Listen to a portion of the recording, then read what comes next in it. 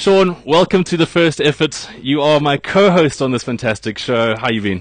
Thank you very much. It's really, really cool to be here. This is a very exciting time. It is madness in the studio right now, I gotta say. It is indeed, Sean. We have our own show. It's a small blip on the world of radio, a giant leap for blogging kind though. We had a bit part, and now we have our own show. Yeah, we managed to weasel them out and get a whole show out of it. I'm willing to prove it's not going to be proved to be the con of the century as well. Well, I don't like using the word weasel, but yes, Tank Landing is no longer with us. Him and his fantastic stubble is still with Two Oceans, isn't it? It is Two Oceans via Pay, that show that he's got. Tank's a man of many, many things. Anyway, enough of the banter. We have a very fantastic show coming up, and I say this because we're essentially broadcasting what's hot and happening in sport on the internet. So we have endless content. We have what's happening on Twitter, what's happening in the blogosphere. We have a discussion with Sport Billy happening in the second half of the program, and that is all about Super Rugby. So we're going to cue up our first track, because that's what we've also got in the show, music. Simon, would you do the honors there? Yes, Ben. Thank you very much. We're all learning here. It's fun. Right, we're opening up with Chemical Brothers, the boxer. What blogs on balls. Fantastic fade out there, Simon. Very, very good stuff.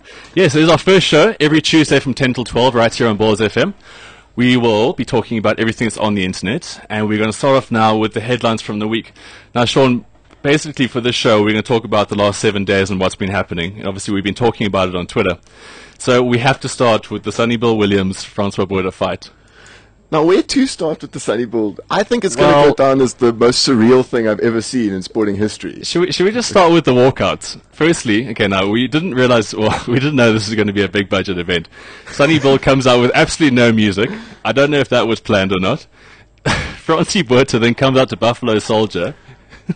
and then tests positive afterwards, and we're all surprised. I'm not sure. Well, we'll get to that. Look, the fight itself, it was billed as a 12-rounder. It became a 10-rounder, but I read that all of Sonny Bill's fights haven't gone the distance up until now. Yes, I read that too. They've been changed.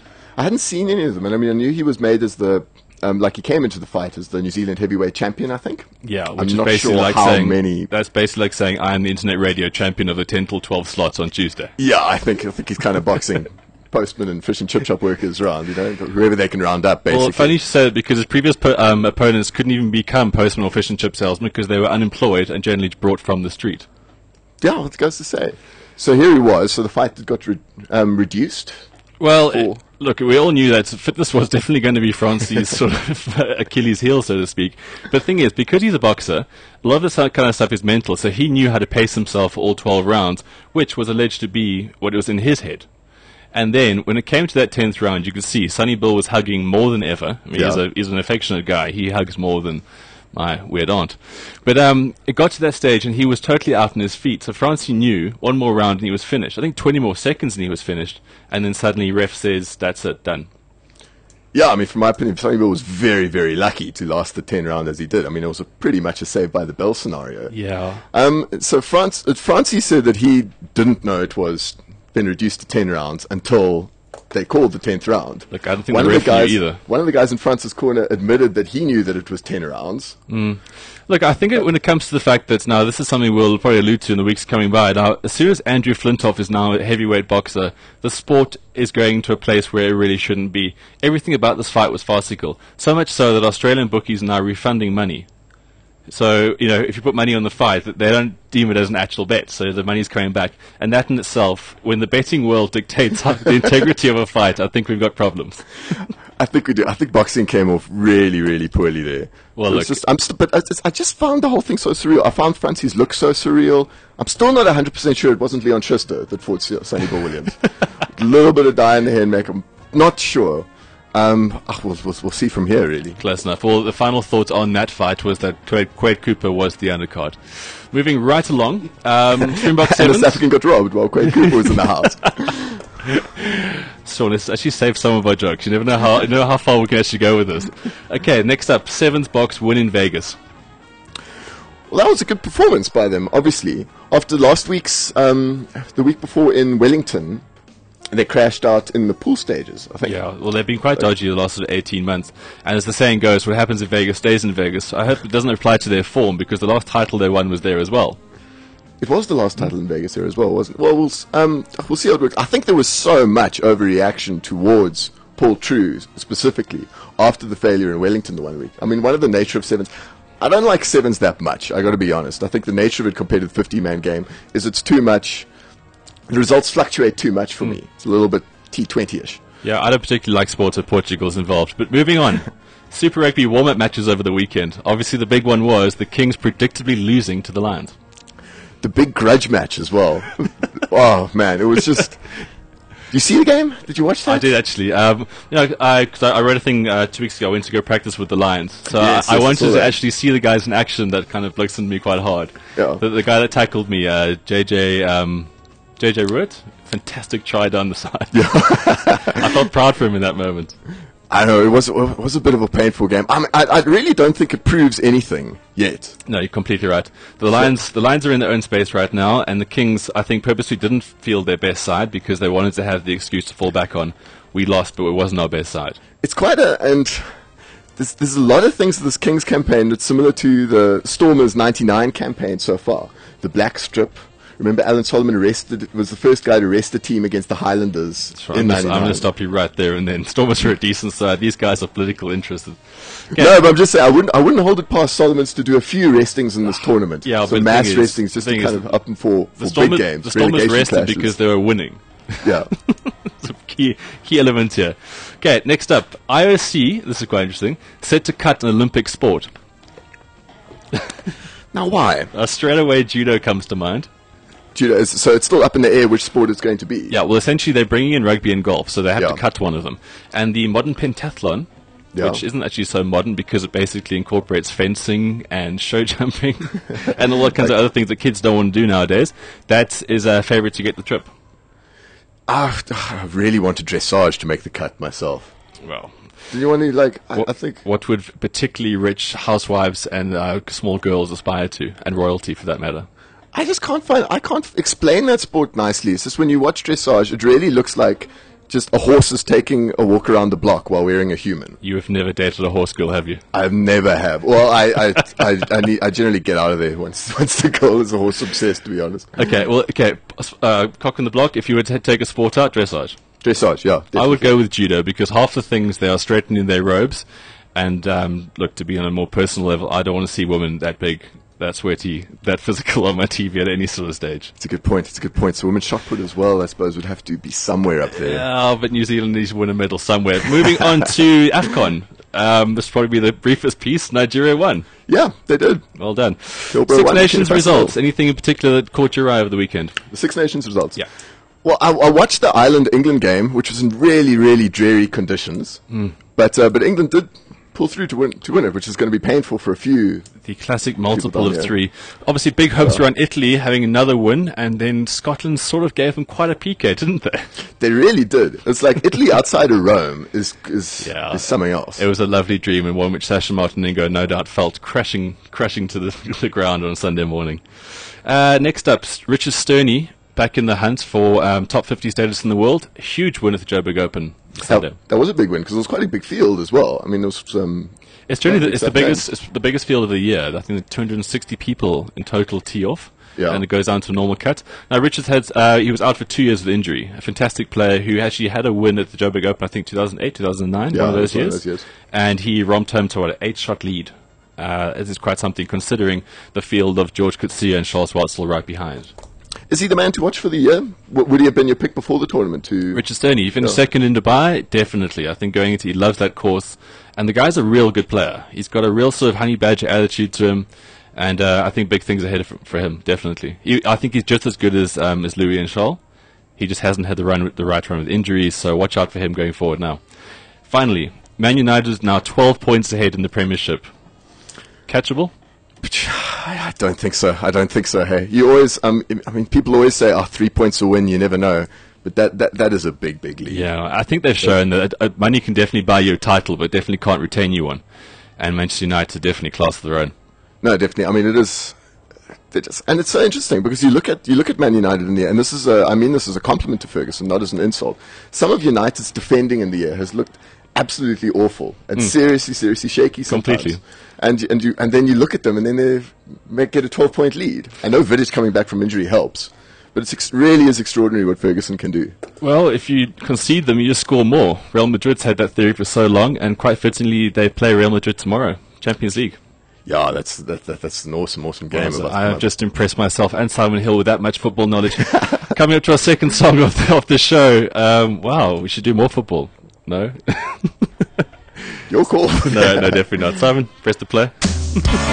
Do a time of your life. Listen to blogs on Balls. Balls.co.za. Tell your friends to listen in. Go to the website, click on Listen Live, and you will have the blogs team of me, Ben Karpinski, otherwise known as Follow the Bounce on the world of Twitter, with Sean Wilson, otherwise known as Simply Sean. And a little bit later in our second hour, we've got at Sport Billy Says, one of the most controversial and secretly good-looking men on the internet. Sean, we're talking about cutting a sport from the Olympics. Sport Billy says hockey. He says soccer with sticks. I think if that man wants to caught some controversy on the internet, definitely go with hockey. There seems to be quite a few fans. Quite a niche sport, that. Boring as all hell, though. It is a little boring to watch. I must say, I do find it a bit boring to watch hockey, but I wouldn't can it. Oof, man, that's a can of worms there. Yeah, well, look, we'll have nothing to write about in the lead into hockey because those guys are always made to over-qualify for their inclusion in the games. Now, as you may have found, this is the first time you listen to blogs on Balls. We're very much finding our feet. Today we are being helped by the mercurial Simon Hill on the driver desk. I shall be taking over from him soon. So if there are any breaks in transmission, slightly over-eager tempo or anything like that, bear with us. We'll be a slick operation in no time at all. Speaking of slick operations, Sean, we are going to the tweets of the week. This is our weekly section where we showcase what is hot on Twitter. Twitter, of course, has sports stars, it has bloggers like us, it also has psychopaths. So pretty much the full spectrum of life is on Twitter, and we have selected some of the best tweets for the week.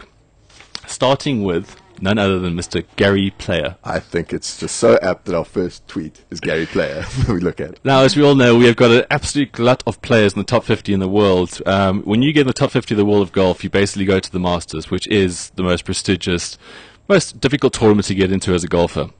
Mr. Player himself has won the Masters, and he was the first person to take the green jacket home. Now, that's very South African, with theft being quite a thing of our society. Gary, though, didn't see it as theft. He thought it was a deserved prize. We can debate that some other day.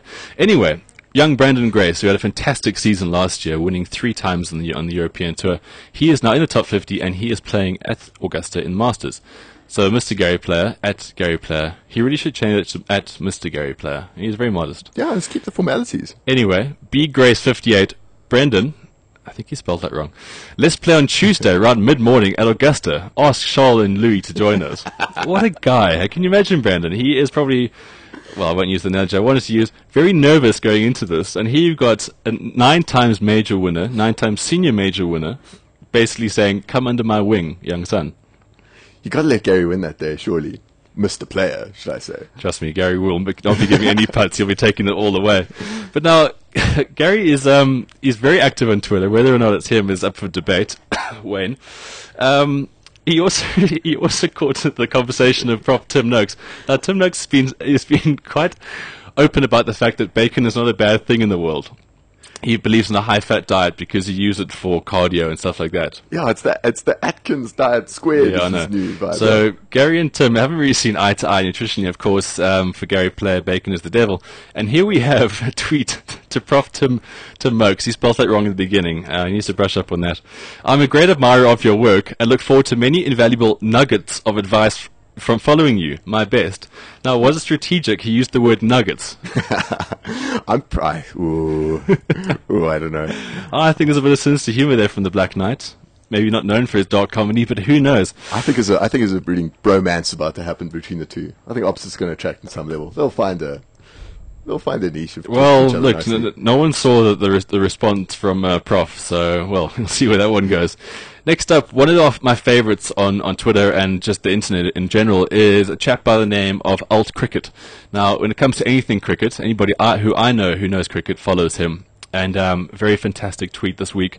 Dravid tick, Ponting tick, the Pope tick, Sashin, well, open box. They've all retired, but Sashin's still in the game.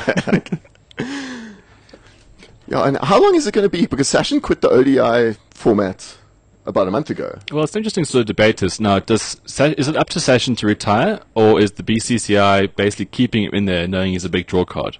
It's all about the money for them. And at the moment, I mean, looking at India playing in the test matches, I don't know if you watched much when they were playing England, when they hosted it in India. Yeah, a little bit. And England won for a while. I just thought India looked just so listless in the field and just being completely... I really wouldn't... I don't think it's that conspiracy theory to say that the BCCI are going to hold on to Tendulkar for a little bbit. Well, we've had a post recently about what kind of knobs they are and how they are actually ruining cricket worldwide. I wouldn't be surprised. I think India needs a decent captain. It needs more sort of senior figures stepping up. Yeah. But when you've harbored your senior figures for so long, I mean, Laxman was pushing late 30s, Sessions 73, he's about the same age as Ryan Giggs. Yeah. Dravid left probably a little bit too soon if there was one guy to stick around. You know, then you got this absolute huge gulf between them and, say, a guy like Virat Kohli, who still basically prioritizes gelling his hair up with practice. Yeah. And they're still and they're still kind of persistent now with Suresh Raina as well. Well, funny you should mention Suresh Raina. Our next tweet is from him. Now, just bear with us as we try to code the Indian player tweets. Yeah, this might take a while, folks. Suresh Raina, now, as you know, Australia have arrived in India. They're about to play a test series against the Indians. Suresh Raina at I Am Raina. Disappointed about being overlooked for the 2 test. Don't know what was lacking, but won't let this dishearten me. Still going strong. Don't know what's lacking. That's a pretty bold thing to throw out on the Twitter. Your ability? Yeah, short ball tendencies? Yeah, I know what's lacking. I'm putting my hand up here, Suresh. Jeez, man. But it wasn't only Suresh who was very sort of disheartened. Well, he says he's disheartened, but he's lying. Put down by the fact that he was not in the test side. Gautam Gambhir, 5 Gautam Gambhir on Twitter. She's where to start with this guy's tweet. If you follow this guy on Twitter, basically every tweet starts with "Happy Birthday." I mean, he's running a pretty pretty low margin there. You'll get it right with some people, but otherwise it's just weird. Anyway, thanks. It's like, well, the guy's probably got like 30,000 followers, and it's like a surprise at someone's birthday. Yeah, I know, but when it's your birthday, how cool is that tweet? That is pretty Anyway, thanks guys, spelled TKS. Thanks for all your support, but honestly, a sportsman needs sympathy, and M no different. We'll fight it out. Obviously what he's saying there, he needs no sympathy for being given the arse by the selectors. He then goes on to say, had my back to the wall in the past, this no different. We'll fight. Very happy for VJ and Shakhtar. Want India to win at all cost. Would or without me. This could be a job in itself, decoding these things. No sympathies, please. He goes on. This guy's really going on. Looking forward to training, then the India a game. Chin up, guys. It's time to show some steel. Come on. Now, the thing about Gambhir is that if you watch his career, he's a guy that was one of the 2 million men in the IPL and has played so much of the shortened version that his test game has suffered. There's no staying power. There's some flaws in his technique. It's only a matter of time until the impact of the IPL is going to start screwing these test players over. And I think his dropping is a prime example of this. I think we're already seeing the effect in quite a big way. If you look at just how tiered the test arena is at the moment. I mean, really, looking at the way that we all know that South Africa have pulled off bowling out 3 teams for less than 50 in the last 14 months, I think. It's amazing, yeah. I mean, that's like the ideas of those numbers. It's just, you're just getting a whole bunch of people that are just unable to bat with the requisite discipline in test cricket. Yep, it's called balls. Yeah. Funny enough, and they don't seem to have them. Yeah. IPL is the castration of lacks testicular fortitude. All these folks. Testicular fortitude. Well said. Right. Next up, well, this could actually be a segment of the show itself. I think it's called Closet Watch, and it definitely includes a certain Mr. James O'Connor. Now, we all know this man is particularly talented, but he is very similar to young Justin Bieber. Nice, Simon. Jeez, that was superb.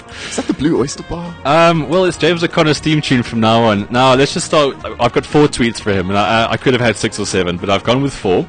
Now, as you know, big friends with Quade Cooper, that whole sort of young sort of brat pack of Aussie players involving Curtly Beale and whoever else you want to put into the mix there. Now, James, devastated he couldn't be at the ringside, had this to say. So nervous. I'm sitting on the couch. Ha! Devastated I can't be there for you, bro. It's on. F yeah. Hashtag got this. Oh, my word. Yeah. Anyway, Quade then proceeds to knock out that man who sells insurance and probably has never fought in his entire life.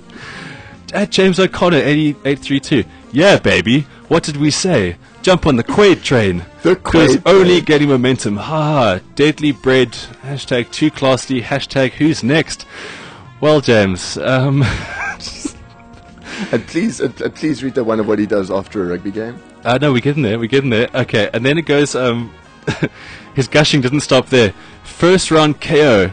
What else do you want? Hashtag proud brother. Hashtag so humble. Who's next? There's an Instagram pic, but I didn't have the stomach to open to see what that thing was. Sheepers, I mean, I've seen a bromance. I mean, everyone's got a bromance. You know, you love Gary Player. That's just a bromance. This is borderline something else. But it goes further, Sean. It goes further. As you know, he's playing warm-up matches at the moment. He injured his mouth. That's not bad. He went on to then say, this is after his warm-up match, can never sleep after a rugby game. So peppermint tea and movie to chill watching Crazy Stupid Love. Ryan Gosling makes me want to suit up. There's just so much wrong. There's just so much. I swear, look, really, we're going to have are we going to have a team? Beale might move to fullback for the Test for Australia this year. We might have a backline of Quaid, James O'Connor, and Curtly Beale in the same team. Oh yeah, it's going to happen. I mean, their play depth isn't exactly fantastic. And look, they're fantastic players. If they were to hold their own, cut out the bar fighting and binge drinking, they'll be very, very formidable. Yeah, James O'Connor was definitely my favourite Australian until the hair and the tweets and the confessions about and cuddling up. As they say, when in doubt, default back to Richie Benner. We're going to take another song. We're going to a bit of a double play here as Simon shows me some more of the ropes. But yeah, feel free to tweet us at BLOGZ Radio on Twitter. And then Sean on Twitter is at Simply Sean, and I am at Follow the Bounce. We'll be back shortly on Balls. First time in the studio for the blog team. Basically, we are bringing the best of the internet and sport to your very ears every Tuesday, 10 until 12. Thanks so much for your tweets. You can tweet us at BLOGZ Radio on Twitter. The topic, one of the headlines we had earlier was that the IOC is about to cut a sport from the Olympics. We've had some pretty interesting suggestions. F1 Sasha doesn't want to see tennis anymore. I totally agree with you, Sash. Less of Sharapova, the better. And Andy Murray did win gold, and I think we also need to limit that in life. The pundits and Sport Billy on Twitter having a bit of a debate. Sport Billy says that hockey should be given the arse. And it starts. And the pundits is the worst person to tell that to. They're obviously very passionate hockey fans. They do actually, in fact, on the pundits.co.za, write some very good hockey pieces. I myself have not read them, but I heard they are fantastic. Well, I know one of them. It's the pundits are two guys. I think Keegan Kruger and Ryan Wallace. Yes, fantastic guys. I actually met them at the Cape Town Tens. Had a couple of beers. Oh, did you? He's a hockey coach as well. Yeah, I mean, look, they're very, very knowledgeable about that. So if you ever want hockey news, then follow the pundits. That's the Pundits SA on Twitter. Yeah, nice site. Nice banter with those guys. Another suggestion. Naeem, you are quite right. Walking marathon maybe should get the cut. Yes. Who's that guy? Cole Davids, well done. Remove football. I actually have no problem with that. No, me neither. I think those they have no part in it. Well, Olympic football's weird. It's always under 23, isn't it? But you're allowed 3 guys or 4 guys over age. It's very convoluted. Let's just get that out of the Olympics. Who knows? I'm cool with that. Yeah, so keep the tweets coming at Balls Radio. Balls Radio is actually approaching the 15,000 man-mile mark, or man and woman. For a station of less than a year old, there's a fantastic sort of showing. Craig White, you want cycling gone? Well, let's be honest, I think everyone wants cycling gone for a lot of things. But I'm sure I just didn't tell you, while we're going through the headlines, that the IOC basically, how they adjudicate this is that they say, right, we've got to look at a sport in various ways. Are people watching it? So basically ticket numbers. Yeah. What is the anti-doping like? And basically the relevance of the sport amongst youth. Now, let's go with cycling. Doping, minus 20. Okay, we'll have to skip that one. So it's quite interesting. So I will keep you posted on that, on which sport the IOC decides to get rid of. And look, I don't think it's too cynical to say that the numbers watching is going to be the biggest factor by far. Sure. Yeah, but again, the nitpicking. What actually happens there, just the last point on this whole Olympic sport thing, is that what happens is if you get cut from the Olympics, you get given like this this time period where you can reapply. So if you get cut from Rio, you can now reapply to be in the 2020 games. But surely if you get cut, you just realize, okay, well, look, we had a good run. Let's just give it a rest. Yeah, for sure. Right, so basically Blogs on Balls is going to be a 2-hour show where we bring you what you may have missed in a sporting sense on the internet. Of course, you know, Sean and I are pretty much full-time bloggers. Sport Billy says himself, well, he's a mysterious character who lives in the evil lair in Eisner. So we have access to the internet, and we definitely watch and see a lot of things. So we split the show up into taking the best tweets, the best articles, and just basically engaging on the headlines that have made, the sporting news over the last week. So we've given you the headlines, we chatted about that, we've gone about what's on Twitter, how you should be very fearful of James O'Connor if you're a guy. And now we're moving into some of the best articles that we've seen on the week. Now, Sean, Sean next to me here is probably one of the most talented sports writers that I know. Sadly, his site is down my knees start knocking when you turn on the charm full blast. Yeah, well, that's one of my characteristics. So what we'll do is we'll obviously incorporate some of the things as bloggers have been writing. Sports Billy Says has his own site, as I do as well, with thebounce.co.za. And we're going to open with something that was actually on the Bounce this week, Top Gear Korea. Now, we will upload this video for you to go watch. But basically, Top Gear syndicates to all bunch of countries. And you know that the stupid is the helicopter faster than the car thing? Yeah, they did it, didn't they? It's so stupid. Yeah, okay, well, I own an Apache and a sports car. I don't know which one to take to work today. It's like, come on, it's hardly relevant. You're wasting money.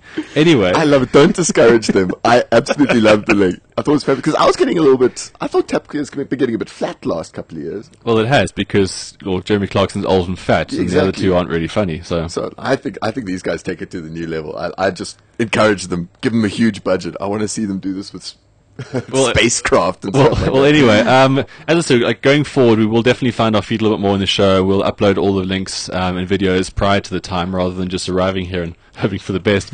But if you go into the bounce.co.za, you'll see Top Gear Korea. There's a fantastic video of how an aging airwolf, as you will, sort of lost a bit of talent towards the end and parked the Apache in a rather unconventional sense. Moving on to, now just getting on to Twitter characters, there's a chap, there's an icon, a legend, a doyen by the name of Richie Benno on Twitter. Now, to find him is @RichieBenno_. And this character has probably been the revelation of Twitter for me in the last sort of 3-4 months. One of the funniest, insightful and witty individuals I've ever come across. And on a site called the Armchair Selector, Richie Benno has a few articles he puts out. Now, one that's really caught my eye the last week was Richie's top 5 all-time classic catches. Now, yes, you're thinking slips, gullies. We're thinking something quite different. Yeah, he threw me a total dummy, have to admit. I thought I was just going to download a couple of YouTube clips of some old classic jaunty catches, but no. Yeah, it is quite special. Basically, what he's done is he's found the 5 catches as far as guys catching various girls. And he's put them on the top. And Shane Warne leads the list. And there's a picture here of his rather public orgy back in, this is still when he was a prolific leg spinner rather than looking like a 50-year-old woman. And then Shane is caught in the act. And he's actually got a photograph threesome here, which is no small feat for any man, let alone a middle-class Australian with a foul mouth. So he's Richie's top catch. Moving on to Asad Rauf. Do you remember that guy, the Pakistan umpire? Yeah, he was involved in some high-profile affair he had. Well, I wouldn't say it was high-profile. Well, yeah. Firstly, it involved Asad Rauf. How high-profile that's going to be. But basically, yeah, he duped some young model into sexual congress. Let's go with that one.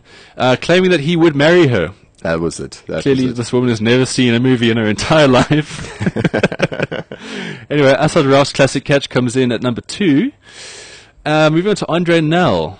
I am so glad he made that shortlist. Andre Nell had a classic catch overseas, and as Richie points out, having a classic catch away from home is definitely a top achievement. And you'll see a picture of Yelena Kulesova there. That was Andre Nell's top catch. That is the name. My summary of that story when it happened at the time was a case of this woman claimed that she did the nasty with Andre Nell.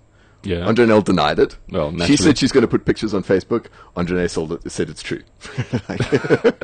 Yeah, because Facebook thread. Heaven forbid Andre Nell's PR takes a knock. Next up in the classic catches, Kevin Peterson. We all know that Kevin went over there, not the classiest sort of guy. So surprise, surprise, reality TV starlets was very much in his slip cordon. A woman by the name of Vanessa Nimmo. Quite interesting. I actually went to school with this chick's brother. Oh, that's so funny. So Vanessa, she was obviously a woman scorned because the words that came out afterwards were quite something. Kevin was desperate for sex and kept pestering me all day, said the ex-Big Brother contestant. Now, I mean, like Kevin's, it's a double-edged sword, this one. Firstly, hardly a high-profile hookup, because that's what he's in for, reality star. Yeah. Here today, gone today.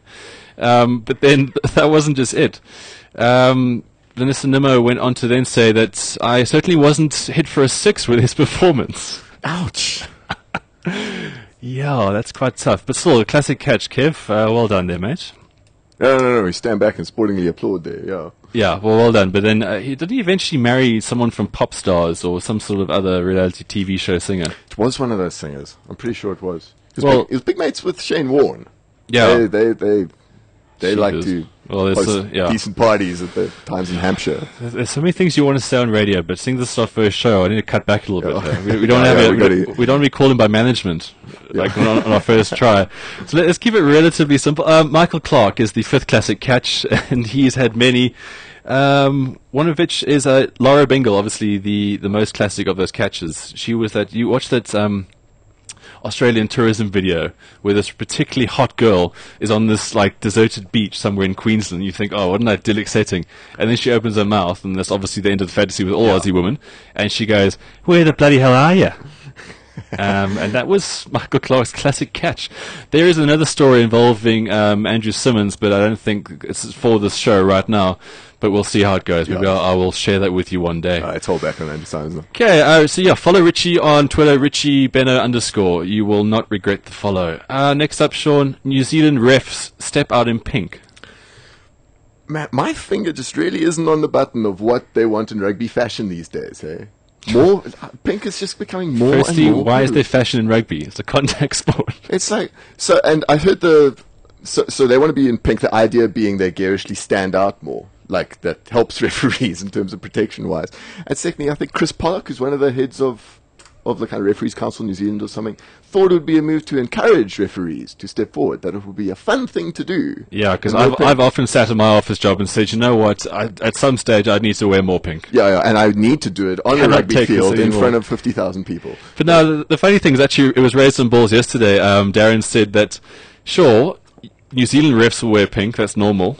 But if you're a refereeing in New Zealand, you will have to wear pink because that's obviously the country where the sponsorship lies. So all of our refs are going to wear pink. Yeah. What's that? The Aussie drunk. His name escapes me. Please narrow it down. Why don't you? Steve Walsh. Yes. Steve Walsh will be going out in pink with his lovely, oh so accidental hairstyle. Oh, that is going to be something to see. Well, this obviously means that the Bulls won't be wearing pink in their away games where these guys are, because you don't have a sort of clash. Or do they? Well, we'll see. I've seen so many bad decisions in rugby in terms of clashing strips. Yeah. So, but have you ever noticed that if they just both wear their home jerseys, it's fine? It's always the case. Yeah, it's always generally case always fine. Well, speaking of strips, we're now going to the Kings to wear all black, and I actually covered this topic last Friday. Again, the Kings, that there is no straight story. There's no sort of good story around them at the moment. And I know it sounds harsh, and I think a lot of us all want them to sort of fail so we can say, well, sorry, we told you so, stupid call. But now this all-black kit, it doesn't make sense to me. To be honest, I don't find the problem, really. Well, so what is your main problem with the black kit? Well, firstly, it's so generic. It goes away from Eastern Province Rugby, which is black and red. I think it's half the kind of strip, and they want to try to disassociate themselves from the Eastern Province Kings, and they should, because they only just beat a club side the other day as well. It's a little embarrassing. And second of all, I think the more imaginative that we get with rugby strips, the worse the result. Yeah, but this is the Kings. The results are out of the question.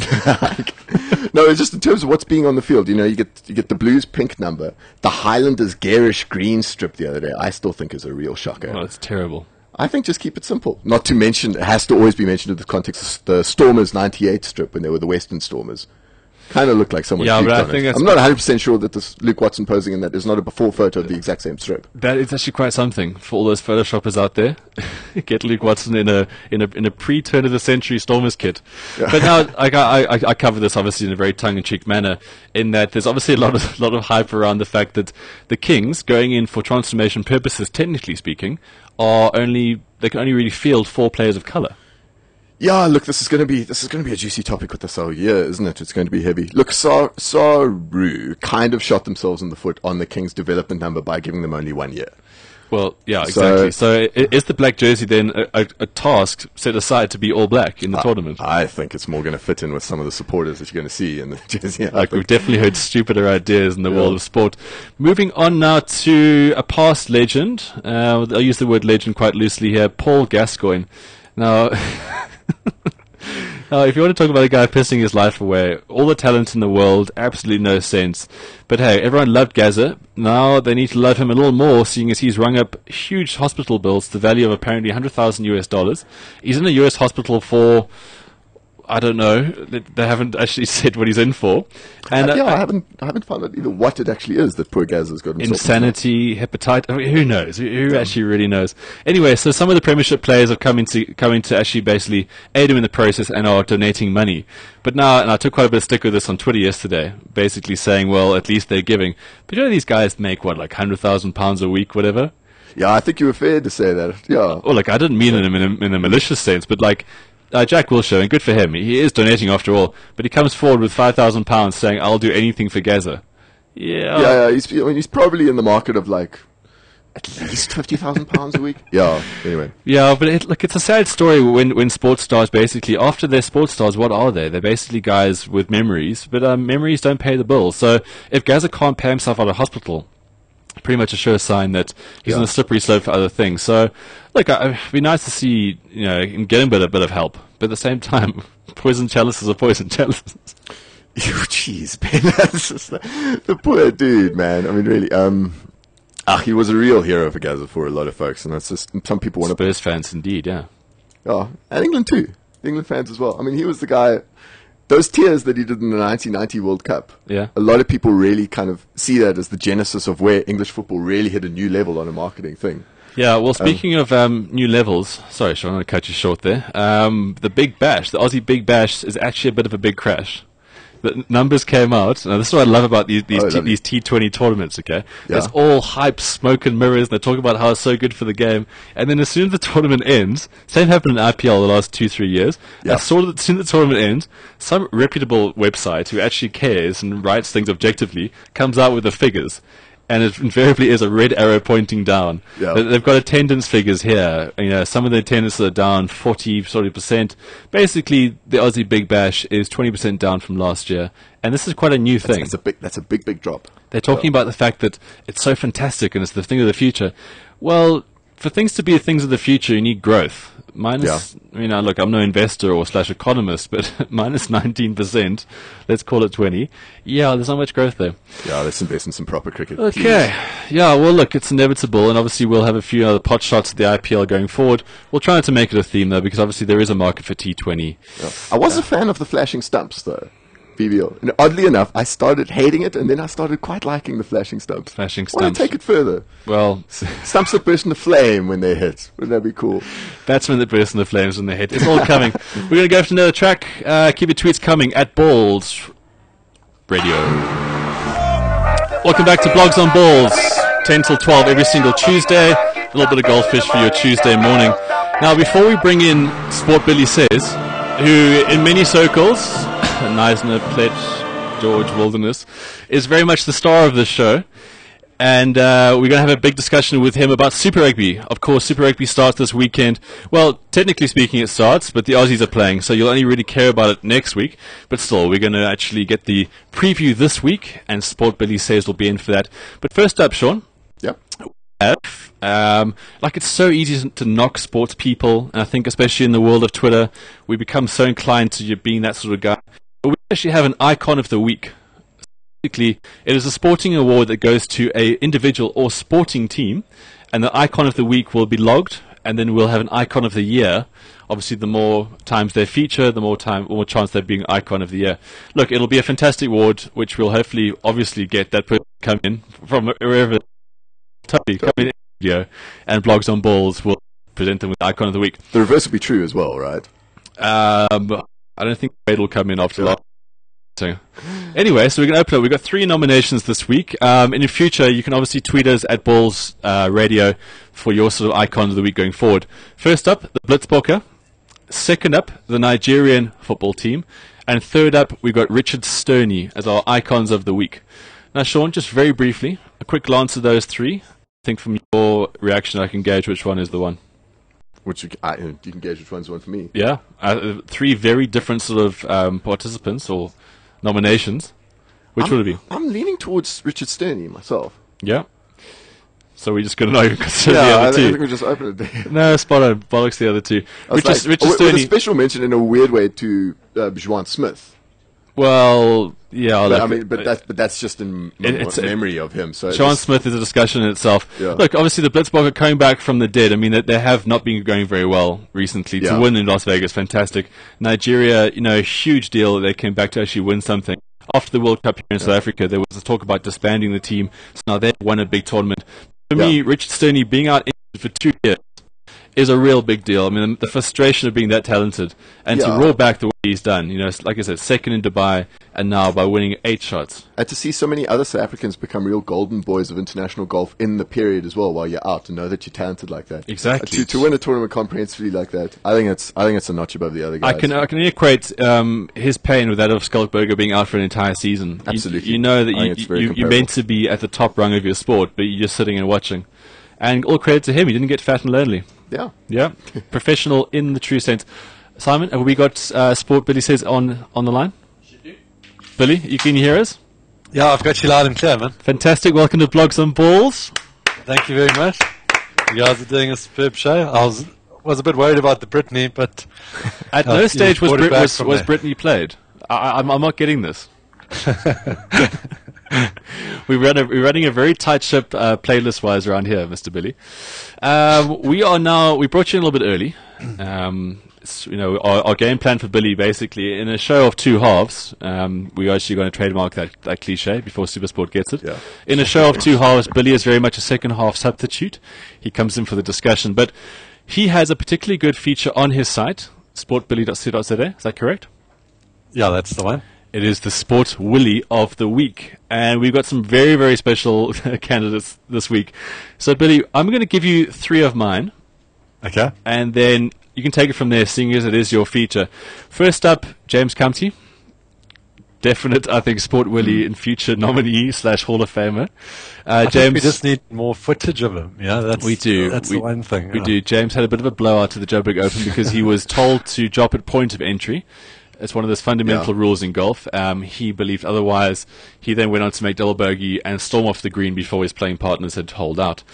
Next up. You guys are more familiar with the golfing scene. Has James Comte had a kind of history of blowouts? There is not enough time on air. Really? There really is. The Fisher of his son is still recovering. You know what? We're actually going to bring in our golfing analyst. He doesn't know he's our golfing analyst yet, but at Loose Impediment on Twitter. We're going to bring him in 1 week. And it's basically going to be about sports stars in the James Comte ilk. Great. Next up for what we like to refer as Sport Willy of the Week, which is quite a strange title for Stuart Broad, but we're going to give it to him. Reason being that he chose to go play in England rather in the Women's World Cup, which could be telling, seeing as England lost narrowly to Australia and Sri Lanka. And he was complaining. You got to have your priorities right. Yeah, well, exactly. I know if England are in the Super 6 stage and they do have a good chance of qualifying, but will those 2 results come back to haunt them? We shall see. I see he's been complaining about recurring heel injuries as well. I really think he should, after so much practice with the footwear, you'd think he'd get it right. When you go around on 8 inches like he does. Yeah. He loves 8 inches, old Stu. Yeah, always around the heel. And then our other nomination is the boxing ref for the Sonny Bill Francie Botha farce. Do you see that guy? I mean, I don't know how Francie didn't clap him because he was basically blocking Francie's right hand for the last 2 rounds. Yeah. He was basically Operation Human Shield for the Sonny Bill camp. Yeah, amidst that hug fest as well that they were getting. Oh, he was terrible. He missed a lot of things. So, Sport Billy, we're handing it over to you. We've basically teed you up with 3. Up to you to take it forward. Yeah, no, for sure. I think those guys all were the candidates, or in Stuart's case, girls. But I went with someone, closely linked to the ref and probably feeding out of the same bowl. And that's it's a very small bowl. Sonny Bills and manager and promoter of the fight, Mr. Koda Nasa, I think his name is. Yeah, class act. Yeah, I mean, you just got to have a look at this guy to start, checking your own pockets. but seriously dodgy-looking character. And as you guys were saying earlier, I mean, at least 3 of Sonny Bill's 7 fights haven't gone the advertised distance. Has he had 7 fights? This was fight number 7. Yeah. Well, it's all in a ring. Absolutely none in the car park. So you guys still there? Yeah, carry on.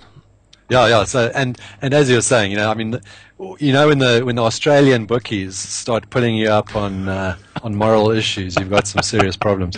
I think Coda Nasser is definitely Sport Willy of the Week, and we will see him next Tuesday. Well, okay, so that's unanimous then, because I haven't got a good thing to say about him. It was actually quite funny because following the fight, John Walland here on Balls interviewed this class act, Coda. Yeah. And the guy sounded like he was covering up something. Like if you ever had a conversation with someone who's blatantly like either finished the milk or something like that, like they have a story but they don't have a story. And he was like, "Yeah, man, I had no idea it was meant to be 12." Like, no. It's just. But I get the feeling. I mean, even you look at some of Francie Boete's comments. I think this whole thing was orchestrated from the beginning. These guys knew exactly what was going on, and it's all a publicity stunt. I mean, there was a superb article, I don't know if you read it, by a guy called Sir Richard Jones on Stormers 24, and he basically laid. He's a boxing expert from New Zealand, and he laid into Sonny Bill and talked about him being on a float on a raft of publicity. And basically sort of laying the blame at his agent's feet, who's this guy, this Willy that we're talking about. Yeah, well, I think it's not the first time someone's blamed this guy, so he's taking it all on. But did you see how budget his entourage was? Sonny Bill's entourage. Yeah, I mean, the music thing. I mean, come on. It was so funny. Like, I put a poll up on the site this week. Should Sonny Bill carry on fighting? Yes or no? And part of me says yes, because it's creating these farces which make Twitter quite interesting and funny. But another part is like the ounce of respect I do have for boxing. I think he should stop. I think so too. I have to lean towards there. How's the poll? Have you got some poll numbers there? I'm actually pulling the poll up now. So unanimous Sports Willy of the Week is Coda Nasser, who does he manage Quade Cooper? Please say yes. Because it'd be quite funny if Quade went into his stable / back room. Yeah, and he manages that superb creature called Anthony Mundane, who's he's got a bad name, Australian boxer who got his ass handed to him a couple of weeks ago. But he was refusing to sing the Australian national anthem, and I mean, this guy really picks them, doesn't he? Yeah, no, that was an awful looking fight. That. Yeah. Okay. Well, then, just to sort of knock this topic out, on the poll, should Sonny Bill carry on boxing? 8% say yes, 67% say no, and 25% says does Sonny Bill Williams box? So let's move on from there. Okay, we're going to take another song, and after that we got our discussion of the week. This week's discussion is Super Rugby. We're basically going to give you a very all-encompassing, comprehensive preview of all the teams to look out for and who our picks are going into the tournament.